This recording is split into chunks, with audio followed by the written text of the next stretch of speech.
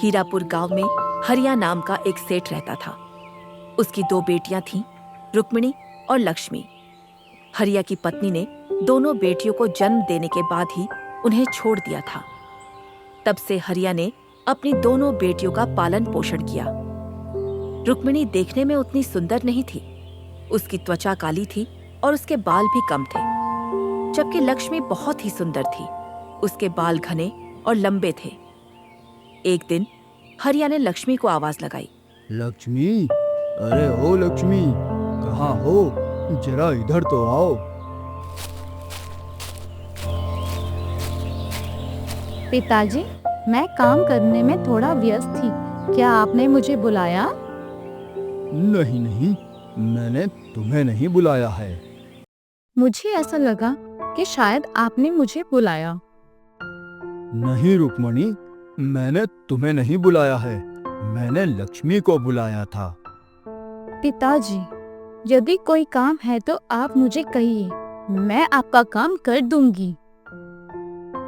नहीं रुक्मणी, मुझे तुमसे कोई काम नहीं, मुझे लक्ष्मी से काम है। उसे आने दो, जाओ उसे बुला कर ले आओ।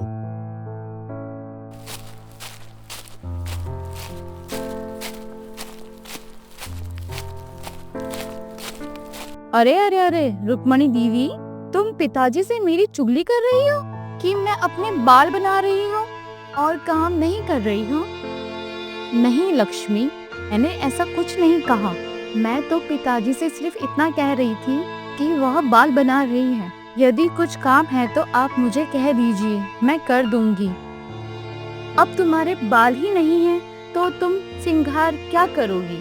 तुम श्रृंगार के बारे में क्या जानो? अब तुम काम के अलावा कर भी क्या सकती हो? लक्ष्मी, अपनी बातों का ध्यान दो, मेरे लिए ऐसा अशब्दों का उपयोग ना करो। अशब्द कहाँ कह रही हूँ मैं, तो सच ही कह रही हूँ ना। शांत हो जाओ लक्ष्मी, तुम्हारा शांत हो जाना ही सही है। तुम दोनों शांत हो जाओ। रुक्मणी, मैंने तुम्हें नहीं बुलाया था, मैंने लक्ष्मी को बुलाया था। तुम जाओ और जाकर अपना काम करो। जी हाँ पिताजी, मैं बदसूरत हूँ, इसीलिए आप भी मेरे साथ ऐसा व्यवहार कर रहे हैं। रुक्मणी, मैंने तुमसे कहा ना, तुम जाओ और अपने काम पर ध्यान दो। तुम जाओ अभी यहाँ से। रुक्मिणी को अपने रूप और रंग पर बहुत अफसोस होता है। वह रोती हुई वहां से चली जाती है। तभी हरिया लक्ष्मी से कहता है, लक्ष्मी, यहाँ आओ बेटा, मेरी बात को ध्यान से सुनो। जी हाँ पिताजी, कहिए आप। बेटा, मैं कल सुबह व्यापार के सिलसिले में बाहर जा रहा हूँ। मैं अगले 10-15 दिन तक घर वापस नहीं आऊंगा।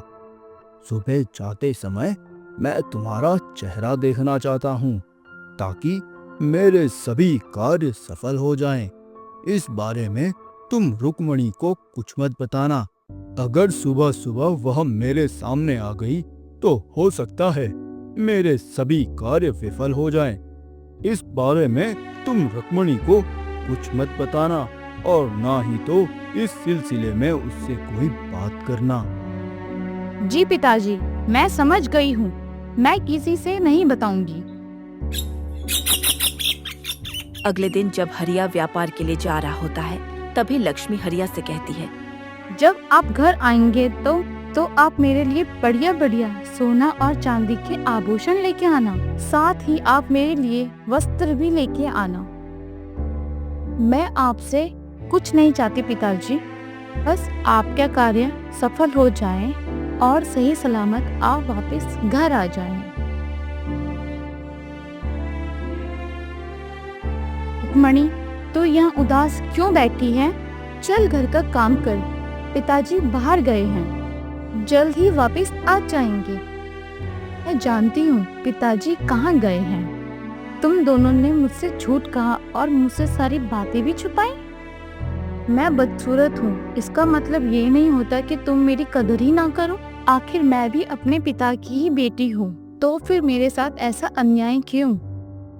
रुक्मणी घर का सारा कामकाज करती, कभी झाड़ू लगाती तो कभी बर्तन साफ करती।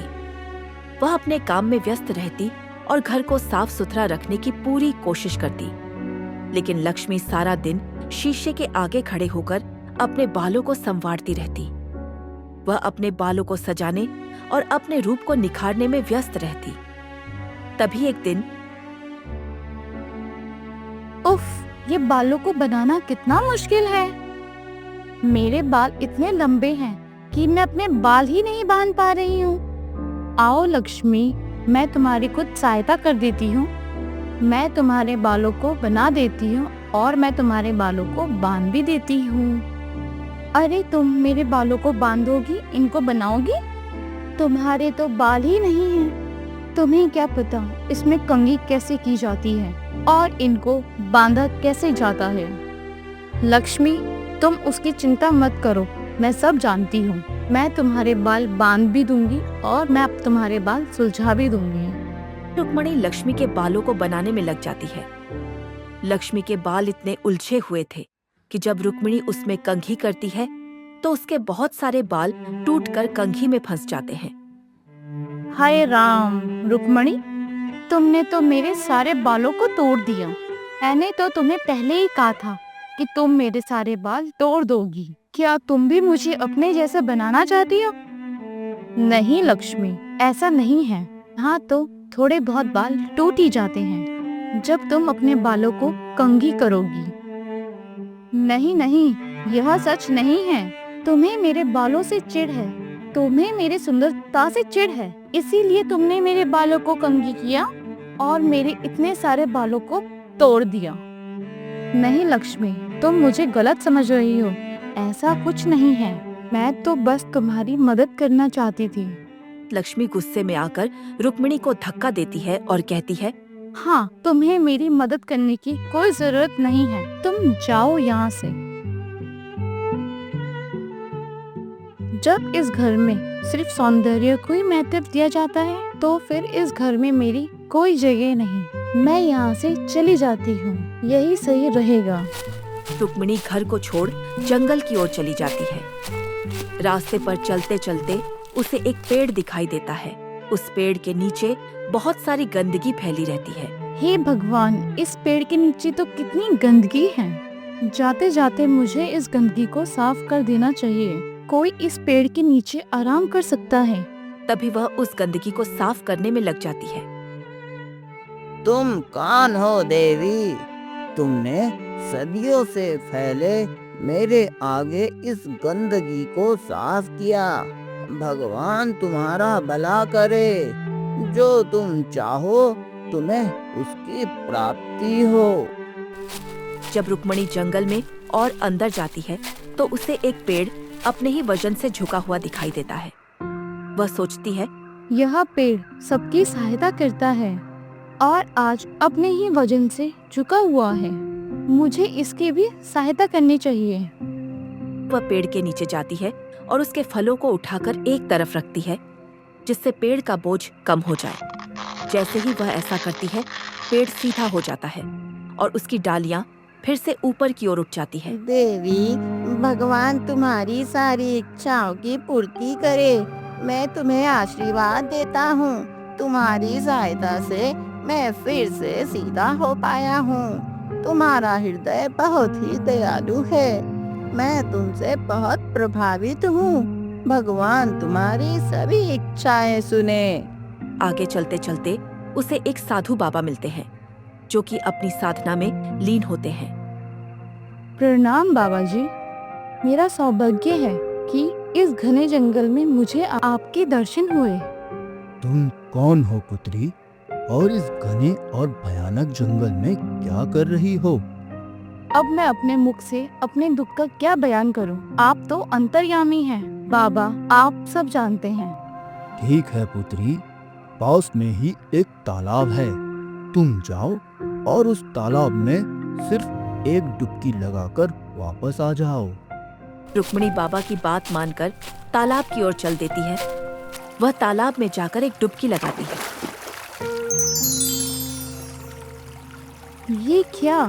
मेरा रंग तो एकदम सफेद हो गया है और मेरे बाल इतने काले और इतने घने हो गए हैं। यहाँ एक जादुई तालाब है और ये सब बाबा का आशीर्वाद है।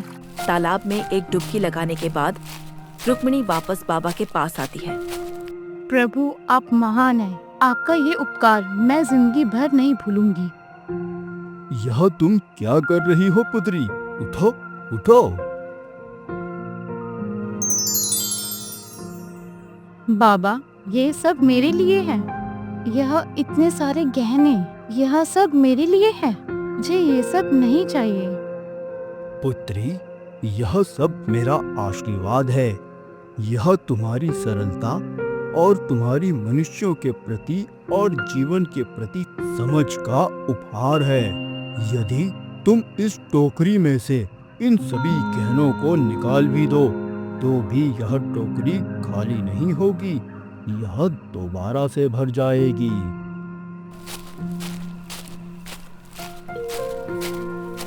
कहाँ जा रही हो बेटी? जाने से पहले यह लो, ये मेरे सूखे पत्ते ले जाओ। यह तुम्हारी बहुत सहायता करेंगे। इन्हें हिलाते ही तुम जो चाहो वह पा सकती हो।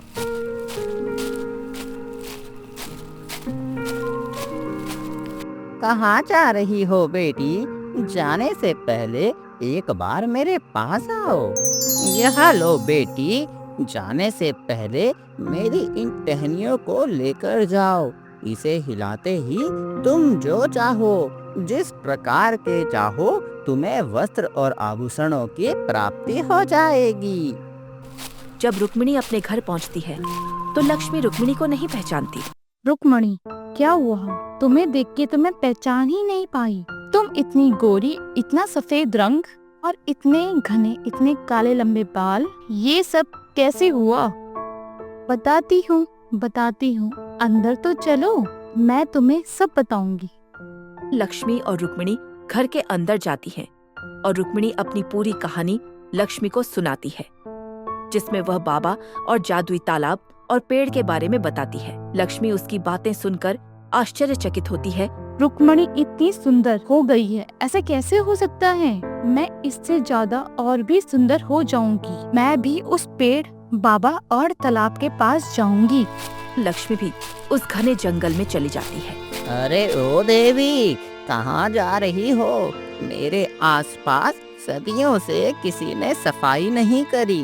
क्या तुम थोड़ा सा इसको साफ कर सकती हो?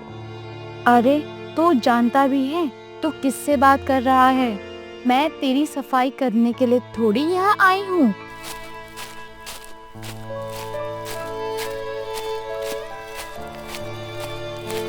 अरे ओ देवी, कहाँ जा रही हो? देखो, फलों के कारण मेरी पूरी टहनियाँ झुक गई हैं। मेरी थोड़ी सहायता कर दो, इन फलों को तोड़कर किनारे कर दो। यहाँ मैं तुम्हारे फल तोड़ने नहीं आई हूँ। मैं अपने किसी और काम से आई हूँ। अपना काम तुम अपने आप करो। प्रणाम बाबा, मैं आपके पास यहाँ आशीर्वाद लेने आई हूँ। मुझे भी उस जादुई तालाब में जाना है। कृपया आप मुझे बताएं कि वो जादुई तालाब कहाँ है? बेटा, वह जादुई तालाब यहाँ से सीधा आगे है, लेकिन ध्यान रहे, वहाँ तुम्हें सिर्फ एक ही बार डुबकी लगानी है। लक्ष्मी उस तालाब में पहुंचकर एक डुबकी लगाती है।